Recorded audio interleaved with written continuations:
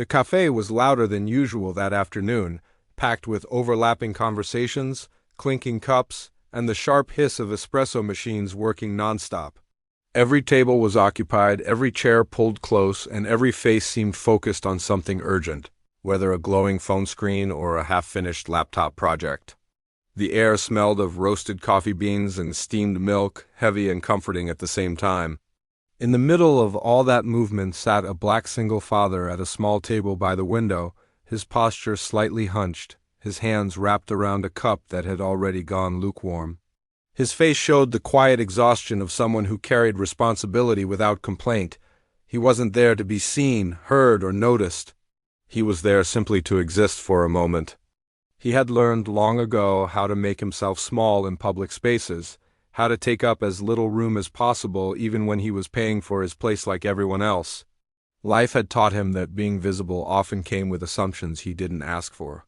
People saw his skin before they saw his character, his silence before they understood his story. So he kept his movements calm, his expression neutral, his voice measured whenever he spoke. That afternoon, though, he wasn't thinking about society or judgment, he was just trying to breathe. He stared into his coffee, letting the noise blur into the background. Across the café, near the entrance, a young girl stood still, as if she were deciding whether to step forward or retreat. One leg supported her weight naturally, while the other was replaced by a prosthetic that reflected light each time she shifted. She held the strap of her bag tightly, fingers clenched in a way that revealed her nerves more than her face did. Her eyes moved slowly from table to table, scanning for an empty seat that didn't exist. Every chair was taken, every space claimed. The longer she stood there, the heavier her chest felt. She had learned early that standing out was not always something to celebrate. Losing her leg had changed how strangers treated her in ways she never expected. Some stared too long, others looked away too quickly, and many pretended not to see her at all. Public places became emotional obstacle courses rather than physical ones. She didn't want attention, sympathy, or special treatment. She just wanted to sit like everyone else. Each step forward felt like a negotiation with fear she knew too well. Asking someone for help wasn't easy when rejection had become familiar. She had learned how to brace herself for disappointment before it arrived. Her mind raced through excuses she could give herself to leave instead. Maybe she didn't need coffee, maybe she could wait outside, maybe standing wasn't that bad. Then her eyes landed on the man sitting by the window. There was something about his stillness that felt different from the rest of the room. He wasn't rushing, scrolling, or performing for anyone. He looked tired, but not unkind. His presence felt quiet, grounded, safe in a way she couldn't explain. Against her fear, she took a step toward him. She stopped beside his table, her heart beating louder than the café itself. Doubt surged again, whispering that she was bothering him, that she was interrupting something private. He looked like someone already caring too much. For a second, she almost turned away. Then she remembered how tired she was of shrinking herself. Her voice trembled as she spoke, soft but clear enough to be heard. "Can I sit here?" she asked, the question carrying far more weight than its simplicity suggested. It held years of being overlooked, misunderstood, and silently dismissed.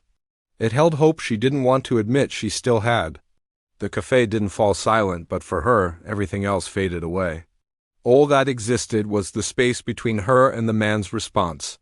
The man looked up, surprised not by her prosthetic, but by the vulnerability in her voice. In that instant, memories surfaced without warning. He remembered moments when he had walked into rooms and felt judged before speaking. Times when people had already decided who he was without giving him a chance. He recognized that look in her eyes because he had worn it himself. He didn't see a problem standing in front of him. He didn't see inconvenience or interruption.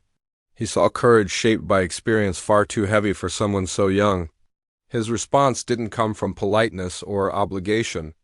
It came from understanding born of quiet battles and unspoken wounds. He shifted his chair back slightly, creating space without hesitation. He met her gaze, not looking down or away, but directly, respectfully. His voice was calm, warm, and certain when he answered. He made it clear with his tone that she wasn't asking for too much. In that moment, he offered her more than a seat. He offered her dignity. Something subtle changed in the cafe as that exchange unfolded. Nearby conversations softened without anyone realizing why. A few people glanced over, drawn by a feeling they couldn't name. The usual tension of a crowded space eased just enough to be felt. It wasn't drama that captured attention, but gentleness. The girl sat down slowly, as if unsure the moment was real. Her shoulders relaxed for the first time since she walked in. She let out a breath she hadn't realized she was holding.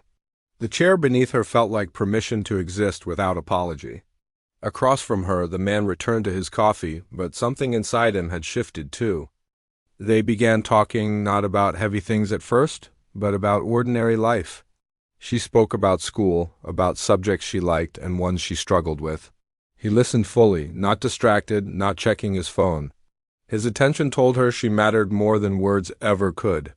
In return, he shared small pieces of his own world. He spoke about being a father, about learning as he went. He didn't paint himself as a hero or a victim. He spoke honestly, carefully choosing words that carried truth without bitterness. The girl listened, sensing safety in his openness. The distance between them faded naturally. Around them, strangers found themselves pausing. A barista slowed her movements behind the counter. A woman at a nearby table felt her throat tighten unexpectedly. Someone else realized how rarely they witness moments like this anymore. It wasn't the story being shared.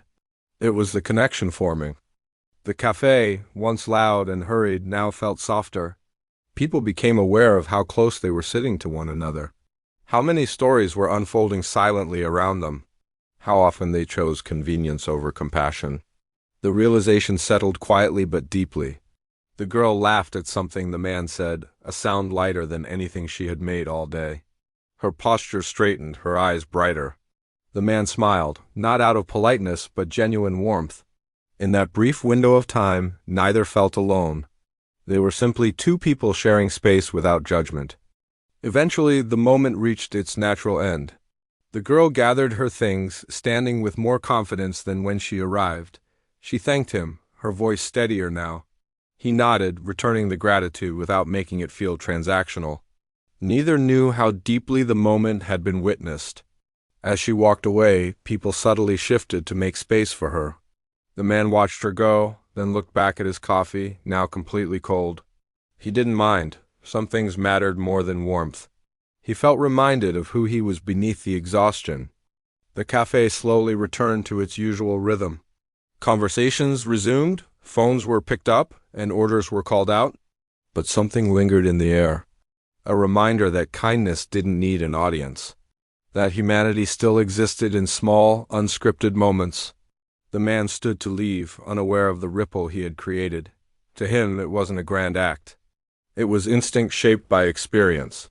He carried on with his day, not knowing he had restored faith in strangers for more than one person. The girl left with more than a seat behind her. She carried proof that asking didn't always end in rejection. That sometimes the world answered gently. That dignity could be offered without conditions. Moments like these rarely go viral for the right reasons. They don't rely on spectacle or outrage. They spread quietly through memory and feeling. They stay because they are real. We have all stood uncertain, wondering whether to ask. We have all hoped someone would respond with kindness. This story reminds us that compassion doesn't require effort, only presence. It begins with seeing. So the next time you're in a crowded room, remember this moment. Remember how one simple question changed the emotional temperature of an entire space. Remember that offering a seat can offer belonging. And remember that sometimes kindness is the most powerful answer we can give.